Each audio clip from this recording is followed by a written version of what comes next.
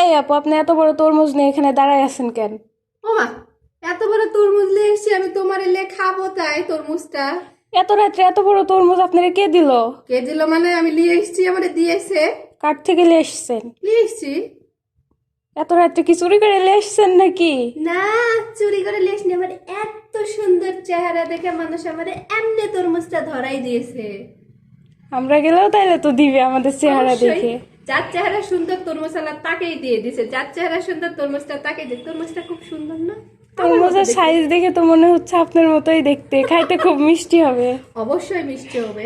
তরমুজ, তরমুজ খেতে মিষ্টি হবে না? গরমের সময় তরমুজ খেলে শরীরটা খুব সুস্থ থাকে, আর তরমুজ খেলে চেহারাও নাকি খুব সুন্দর হয়। তাই আমি তরমুজটা নিয়ে এসেছি খাওয়ার জন্য। আমারে তাহলে দিবেন না? অবশ্যই দেবো তরমুজ, তোমার কেন তরমুজ দেবো না? দাম কত নিল? বেশি না, 50 টাকা কেজি। বাবা বাবা।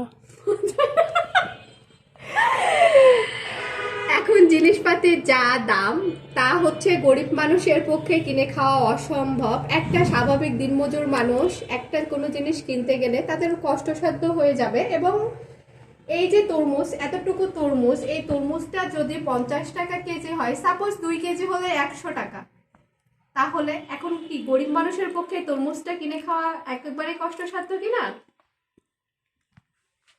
তাহলে আমাদের এখন এই গরমে কি করা উচিত? এই গরমে আবার কি করা উচিত? তরমুজটা সুন্দর করে কেটে ঝাক্কার না